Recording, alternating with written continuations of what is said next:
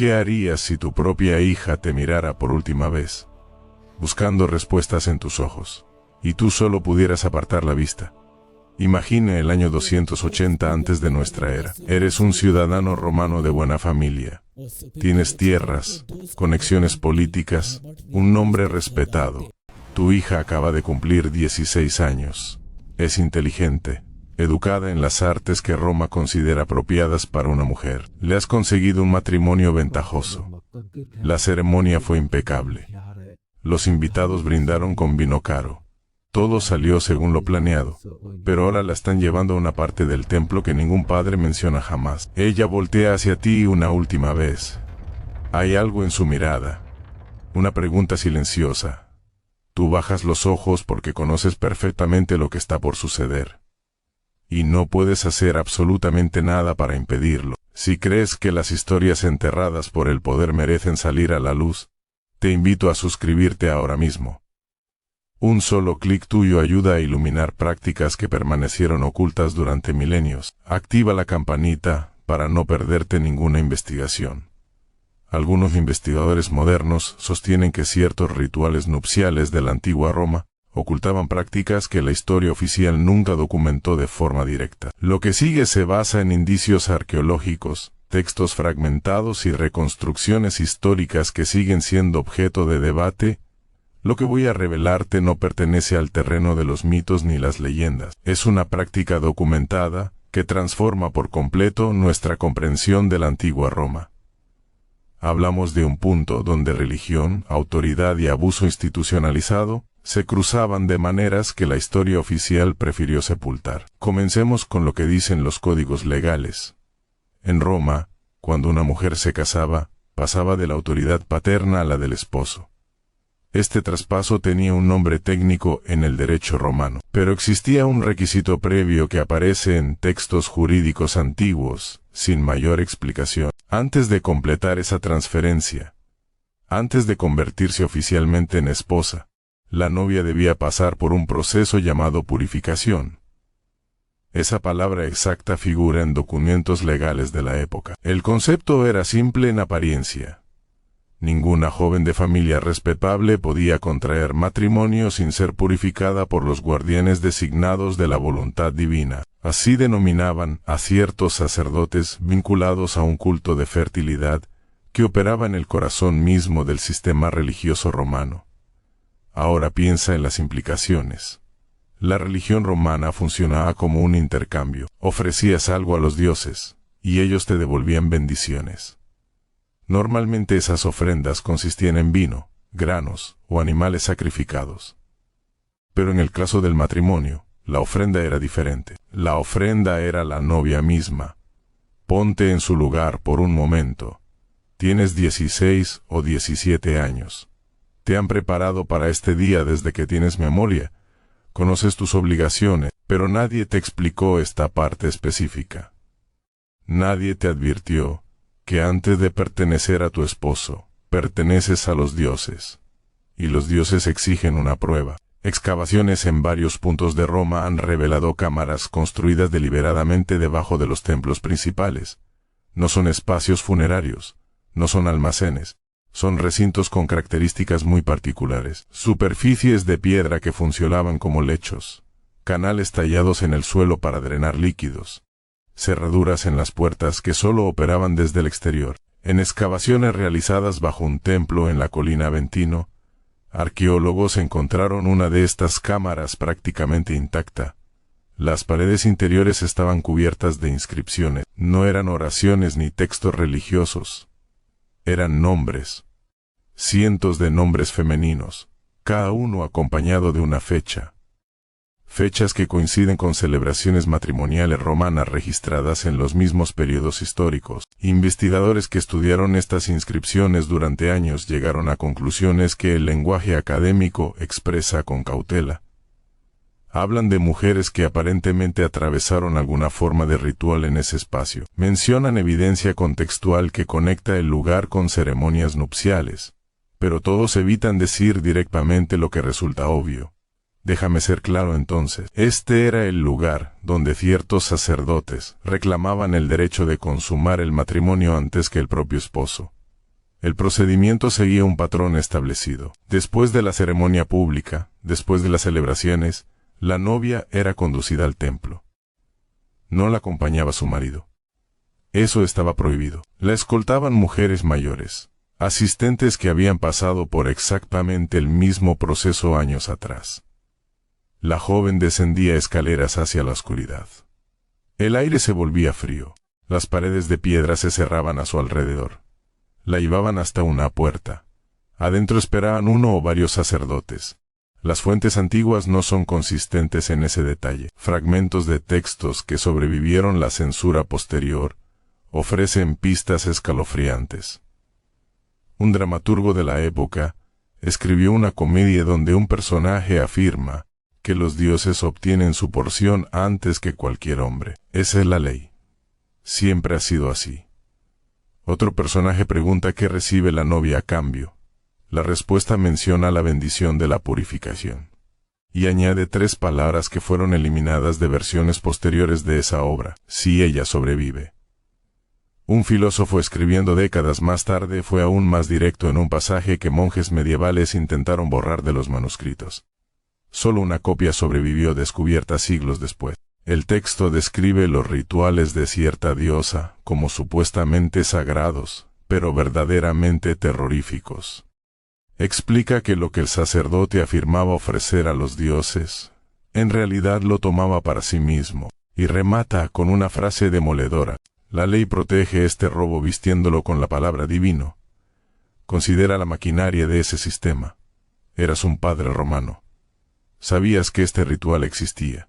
Sabías que tu hija lo sufriría. Pero no podías negarte porque esto no era abuso. Era religión. No era agresión. Era purificación. No era un crimen. Era ley sagrada. El sistema había construido una barrera perfecta contra cualquier forma de resistencia. Y había más. Las mujeres romanas que atravesaban este ritual tenían prohibido legalmente discutirlo. No simplemente desaconsejado. Prohibido por ley. Existía una disposición específica sobre silencio religioso. Las mujeres que revelaran detalles de los ritos sagrados podían ser acusadas de impiedad.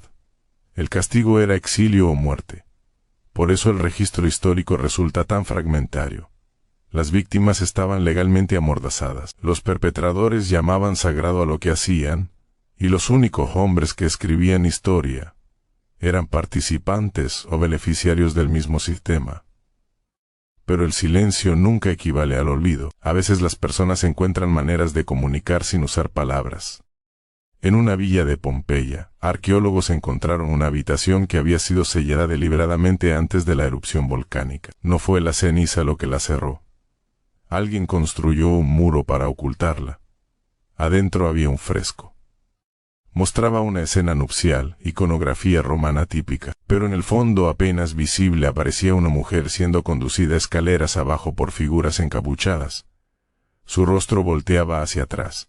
Su mano se extendía hacia un hombre que no la seguía. Quienes analizaron la pintura notaron algo extraordinario. El rostro de esa mujer en segundo plano estaba renderizado con más cuidado y detalle que la pareja principal. Alguien quería que esto fuera recordado. Lo escondió en una habitación sellada esperando que sobreviviera. Sobrevivió 2000 años.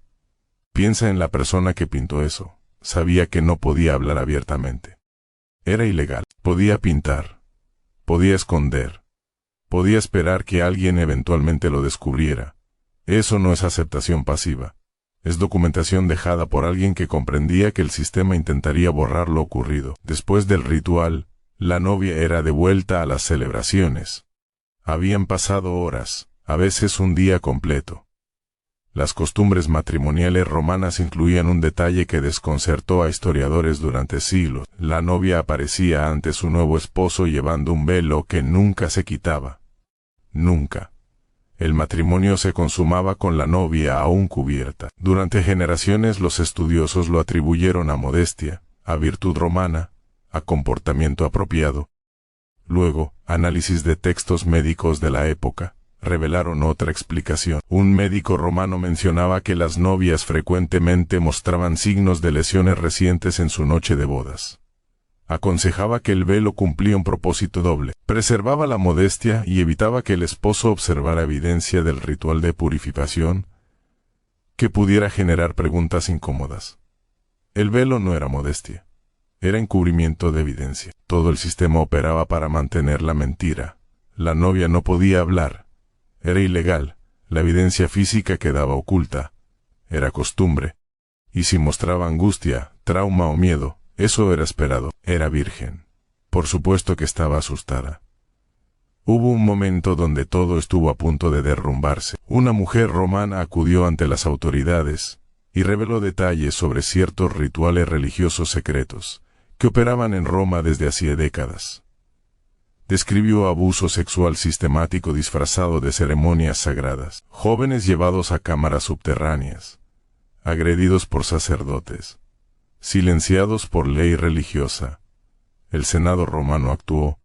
Lanzaron investigaciones, arrestaron sacerdotes, ejecutaron líderes, pero cuando varias mujeres intentaron testimoniar sobre el ritual de purificación matrimonial, las autoridades se negaron a escucharlas. La justificación fue que ciertos ritos constituían tradición romana, y la tradición no se investiga. Así sobreviven los sistemas de abuso, llamándose tradición, reclamando que la antigüedad equivale a legitimidad, insistiendo en que porque algo siempre se ha hecho, debe ser sagrado en lugar de criminal. Una mujer cuyo nombre la historia no conservó se negó a guardar silencio, se paró en el foro romano y describió públicamente lo que le ocurrió en aquella cámara bajo el templo. Fue arrestada en horas, acusada de impiedad, exiliada, prohibida de regresar o comunicarse con ciudadanos romanos. Desapareció de los registros. Pero cerca del foro, encontrada décadas después, apareció una inscripción grabada en piedra, data de pocos años después de esos eventos. Dice algo aproximado a esto: la tradición es lo que los monstruos llaman a sus crímenes cuando nadie los detiene. Alguien lo talló en el corazón del poder romano. Alguien arriesgó todo para dejar ese mensaje. Con el tiempo, familias adineradas encontraron una salida. En lugar de que sus hijas atravesaran el ritual completo, pagaban sobornos enormes por ceremonias simbólicas. Sin la cámara, sin la agresión, los sacerdotes aceptaban porque nunca fue realmente sobre religión, era sobre poder. Una vez que los ricos pudieron comprar su escape, la verdadera naturaleza quedó expuesta. Era un sistema diseñado para permitir que hombres poderosos agredieran a mujeres vulnerables con impunidad legal. Nada más, nada sagrado. La práctica eventualmente cesó entre las élites, pero continuó entre clases bajas durante otro siglo porque no podían pagar los sobornos. Un historiador de la época lo describió amargamente: los pobres siguen ofreciendo a sus hijas a los viejos dioses. Los ricos ofrecen oro en su lugar. Incluso los dioses prefieren dinero a virtud. El sistema no terminó por moralidad ni justicia. Terminó porque hombres ricos decidieron que no querían que les sucediera a sus propias hijas, mientras le ocurría a las hijas de otros. Era tradición. Cuando amenazó a familias de élite, se volvió negociable. Hoy puedes visitar las ruinas de aquel templo. Solo quedan columnas rotas y piedras dispersas, pero si desciendes y encuentras la entrada a la cámara excavada, todavía puedes ver los nombres en las paredes. Julia, Cornelia, Flavia, Fulvia, mujeres cuyos padres las trajeron ahí, mujeres que atravesaron el ritual, mujeres que no pudieron hablar pero tallaron sus nombres de todas formas. No como desafío, solo como testimonio: estuve aquí, esto me pasó. Eso fue todo lo que pudieron hacer: dejar sus nombres, esperar que alguien los encontrará. Los encontramos, entendemos, y nos negamos a permitir que la versión oficial sea la única historia que sobreviva. ¿Cuántos otros rituales como este existieron en civilizaciones antiguas? ¿Cuántas prácticas que llamamos tradición eran en realidad abuso sistemático vestido de religión? ¿Cuántos nombres permanecen tallados en cámaras ocultas, esperando que alguien los encuentre y pronuncie la verdad que las víctimas nunca pudieron decir? Los nombres siguen en las paredes, esperando justicia, esperando reconocimiento, esperando que alguien finalmente diga: esto estuvo mal, esto nunca debió ocurrir, y las recordaremos, no como víctimas silenciadas, como sobrevivientes que dejaron evidencia. como mujeres que se negaron a ser completamente borradas. Sus nombres sobrevivieron al Imperio Romano. Su testimonio sobrevivió a las leyes romanas. Su resistencia sobrevivió 2000 años de silencio. Las escuchamos. Si este video te reveló algo que desconocías, suscríbete ahora y activa las notificaciones. Seguiremos destapando los rituales y prácticas que los poderosos intentaron borrar de la historia. Déjame tu opinión en los comentarios. Nos vemos en la próxima investigación.